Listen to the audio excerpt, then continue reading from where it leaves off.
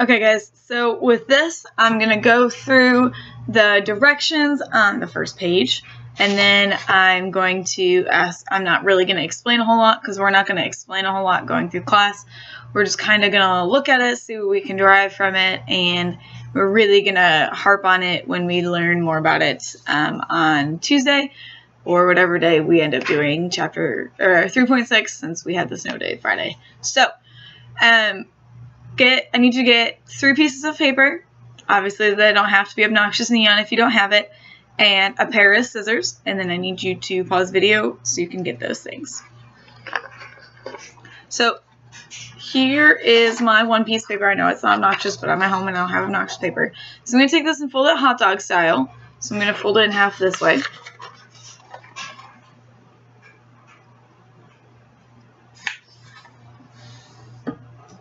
So there's one. Then I'm going to take another piece and do the exact same thing.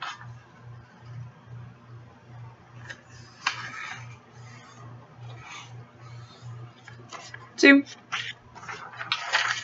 And then do it again for my last one of 3. Okay, so for step number 3, it says cut 2 of them on the front into 4 pieces. So I typically hold it this way so I can read it like a book. So I'm going to consider that my front. And I'm going to cut that into about 4 even pieces if I can. Obviously, it doesn't have to be perfect. Try and make it about as even as you can. I like to draw a line down the middle and then cut that in half. If you want to fold it to get folds to see lines, that's fine too. However you choose to do it. So you're going to say that's about half. And there, and again there. So there's my lines. I'm going to cut just the side with the line.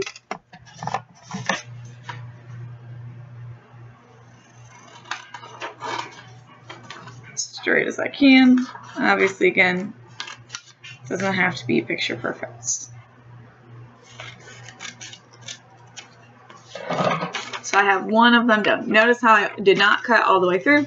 I just cut enough so I could open one little flap at a time. So I need 1 of them. I need 2 of them, excuse me, with 4 pieces. So I'm going to do it again. So pick another piece of paper. Draw my lines in there. Sounds really bad.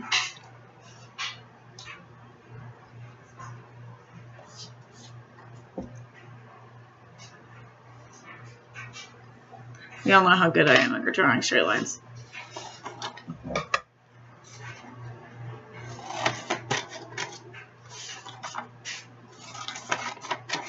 I still don't think that's very even, but again, that one I chose not to cut on my line because it made it more even to not cut it on the line. So 2 of them, and then the last one I need to kind of do it in thirds, so make those a little bit bigger.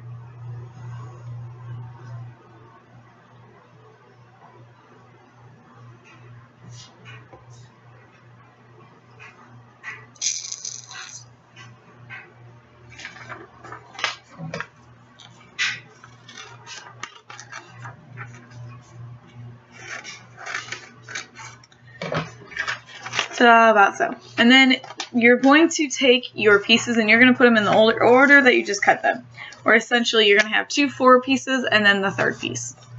On each of the flaps, we're going to have a number. Each flap is going to be numbered, and that's going to come up for each slide. So each slide is a different flap. Notice how they all have marks. I will again show it to you. I'm not going to go into a whole lot of detail. This is just so you can get your chart written down so that it makes sense so that we can use it the rest of the section. So I'm going to try and pop back and forth to make sure you can see all of everything on each page. So on the first one, it's number 1 outside, you're going to put the first derivative, when to use it, critical points, and in increase decrease in my chart. You're also going to put where it says original. Inside, you're going to take the derivative and you're going to find the derivative. So again, if you need to pause, here's a good pause for the outside. Here's a good pause for the inside. The second one, on the outside, you're going to write number 2. You're going to write second derivative. When do you use it? Point of inflection, concave up or down. Inside, you're going to take the second derivative. So you're going to take the derivative of what you just did. Remember, we have things cross out and cancel.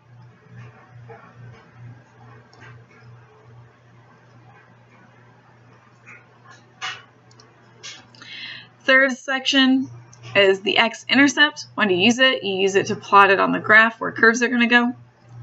That's when you take your original function, set it equal to 0, solve for x if possible.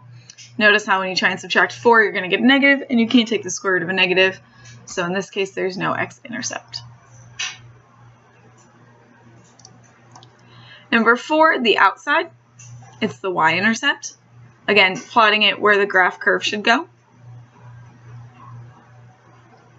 Inside, that's where you set the x is all equal to 0, and then your point is going to be at 0, comma, whatever you got. So in this case, we got -1, so it's 0, -1.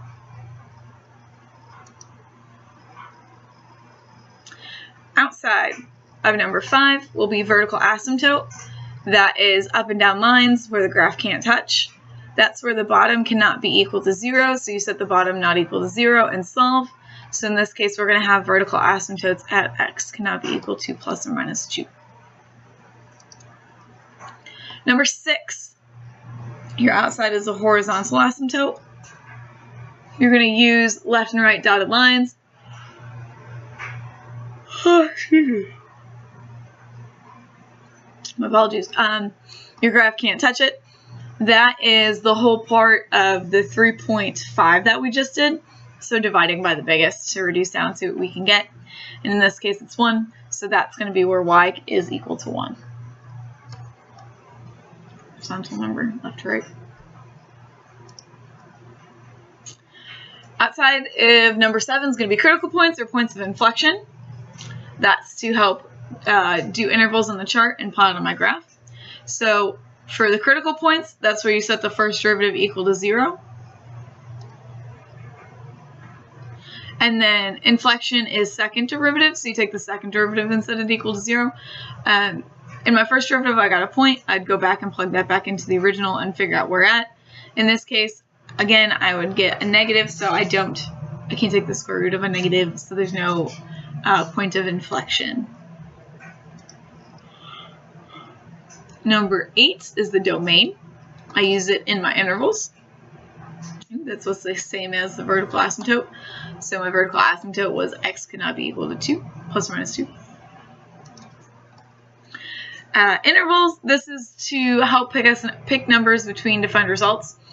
So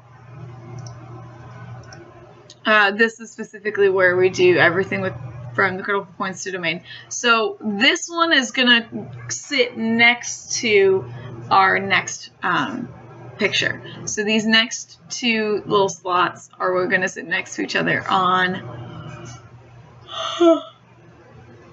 our papers. So this one we use for the next one. So intervals, one of the x's that we have is -2, so we look from -2 to 2. We look at -2. Then we look at -2 to 0 because we have another thing going on at 0. Then I want to take a look at 0. I have something else going on at 2, so I'm looking in between 0 and 2. Then at when it is 2, and then on the other side of 2. And then on the outside, this is the results. This is how we shape the graph, and we are able to create it. And we'll talk more about what these symbols mean. So this is the first derivative, second derivative, and result. In that first interval, I pick something, I think it was between -2 and infinity. I pick something smaller than -2, plug it into the first derivative, and I get a positive. Second derivative, positive, so I've increased up. At -2 doesn't exist, it's vertical asymptote. Between -2 and 0, in the first derivative, I get a positive. Second derivative, I get a negative. So I'm increased down. Next is just a point. That's at 0, and then in between 0 and 2, I plug in something, and I get a negative in the first, negative in the second. So it's down, it's decreasing and down. 2 doesn't exist. Bigger than 2, when I plug it in the first derivative, I get a negative.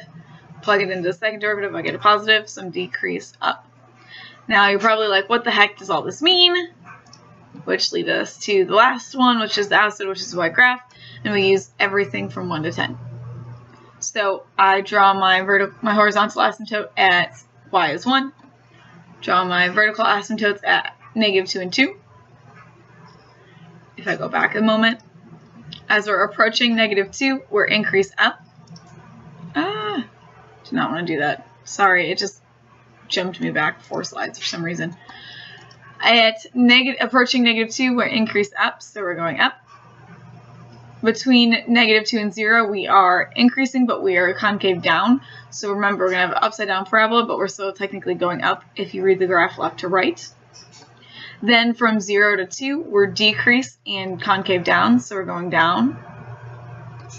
And then from positive 2 onward, we are decreasing up, so we're going down, but we're up.